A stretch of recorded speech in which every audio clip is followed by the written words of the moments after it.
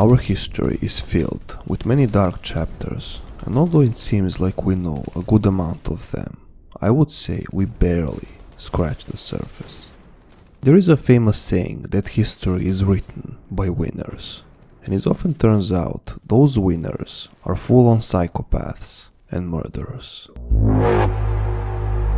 I guess it all goes under the rug, depending on who holds the pencil.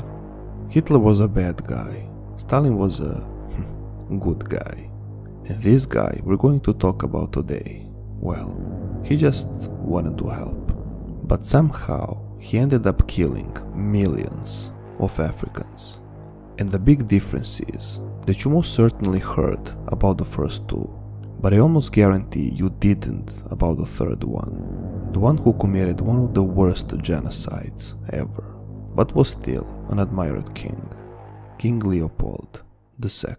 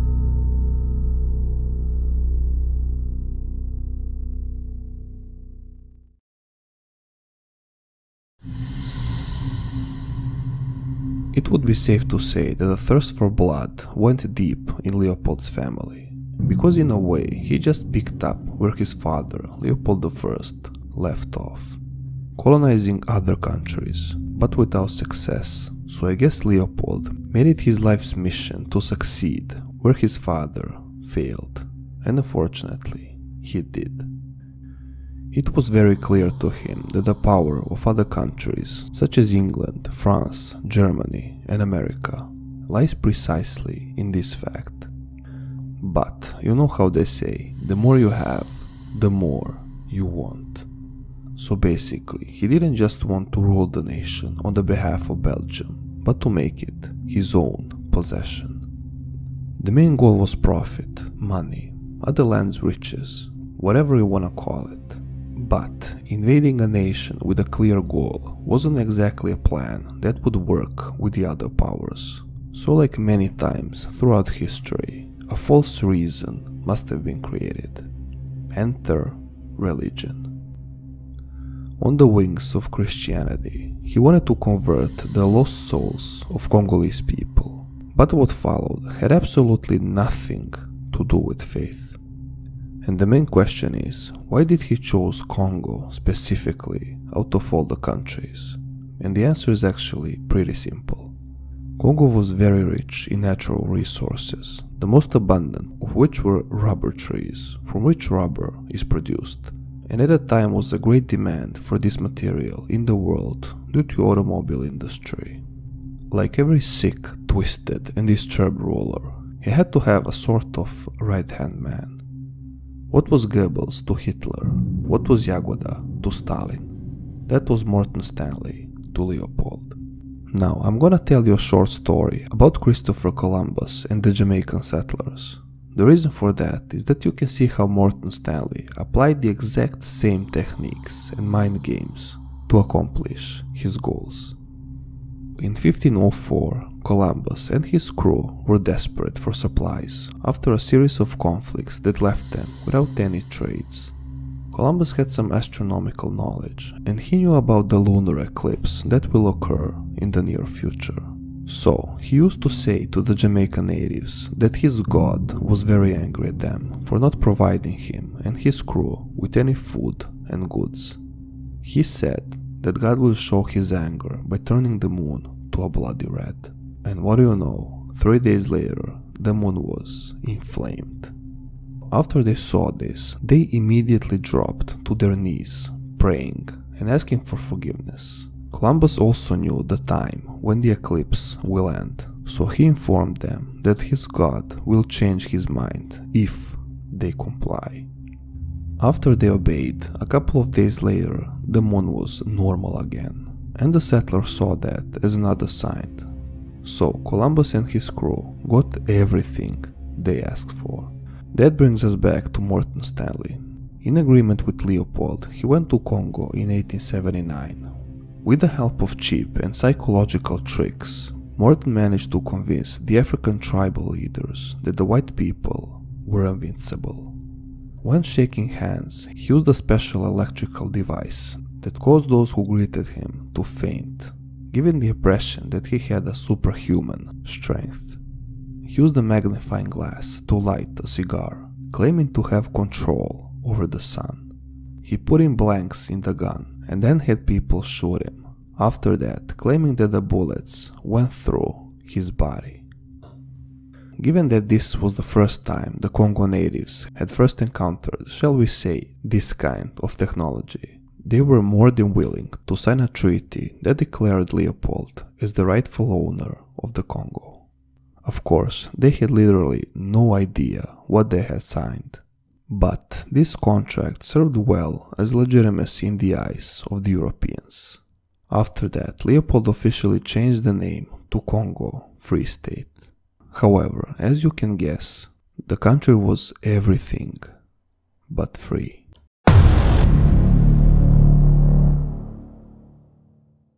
Due to the fact that the entire nation was in his personal possession, he believed that he could with full rights impose slavery and do whatever he wanted with those people. He promised his generals, whom he appointed, privileges and bonuses if they managed to force the slaves to collect as much rubber as possible on a daily basis. The quotas were, to put it mildly, abnormal, and because of those standards, total terror over the Congolese population followed. The army, under the leadership of the generals, burned down the villages until no one had anywhere to hide. Then they captured all the women and children and blackmailed their husbands and fathers into killing or mutilating them if they didn't collect a certain amount of rubber by the end of the day. This image I decided to represent the whole documentary with is the image of a man who looks down on his daughter's severed limbs just because he didn't manage to collect enough rubber. As if you can almost draw a certain parallel between the world's most cruel dictators and leaders, some sort of sick pattern upon which they all functioned. Leopold also formed his own private company under the name Force Publique, which during the demolition of the villages recruited tall and strong members into its ranks and trained them to kill anyone who opposed the general's orders. So the inhabitants of the Congo were essentially forced to kill their own friends, relatives, women and children. There were no exceptions. They were told that they couldn't waste ammunition and that they had to kill the person with one shot. It was demanded that for every shot fired, one severed hand must be brought, and if that didn't happen, they would be killed themselves. This led to soldiers cutting off the hands of both living and the dead whenever they used up to one bullet.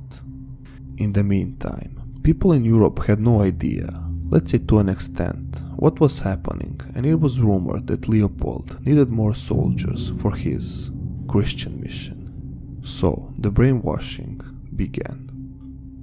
Hundreds of young people from Belgium, Italy, Norway, Sweden and Denmark wanted to join Force Publique. They were brainwashed that the inhabitants of this territory were animals and that they should kill them whenever necessary without feeling any guilt. I am fully aware what a simple uniform can do to a person, how an ordinary badge can completely alter their mind, but I'm still having a difficult time to believe how someone can kill somebody for the mentioned reasons. But so it was. And the worst part is, killing was just not enough. They began to disembowel people and cut off their genitals, which they would hang on wires. They believed that the worse they treat the Congolese, the better they will do. And over the time, they managed to enslave the entire population of the country. You might come across photos of human zoos once in your lifetime, and that is directly associated with Leopold II. He captured 250 people from Congo and forced them to live in such places. People showed up throwing peanuts and bananas at them and calling them monkeys.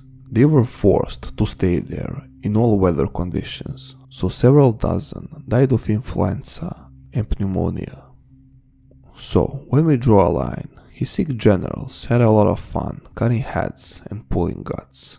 Leopold had as much money as he ever wanted, and everybody on the winning side were happy.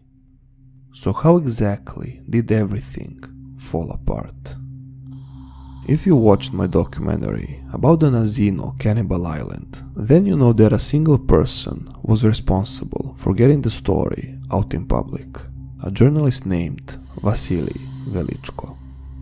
Well, another Vasily was a clerk in a shipping company in Liverpool named Edmund Morel, who became very suspicious of Belgian ships who delivered huge quantities of rubber. Morel knew it could only be produced in one way, with the help of slaves. He started to investigate, and after he found out what was really going on, he wrote several articles for British newspapers, revealing everything about the horror in Congo. People were sent to gather the testaments, and a Christian missionary who lived in Congo for a long time and devoted his life to helping the people managed to reach the commission. He gathered a group of people who testified about death, torture, mutilation and everything by the mercenary army. Since his wife was a photographer, numerous photos were attached as proof of all the horrors they had witnessed. And I said this many times, the worst ones always get the easiest way out. Leopold II died only a year later. During his reign of terror, which lasted 23 years, according to data, he eliminated close to 10 million Congolese residents, while some reports say that number reached to 15, which in reality means that Leopold II wiped out as much as 50% of the entire population.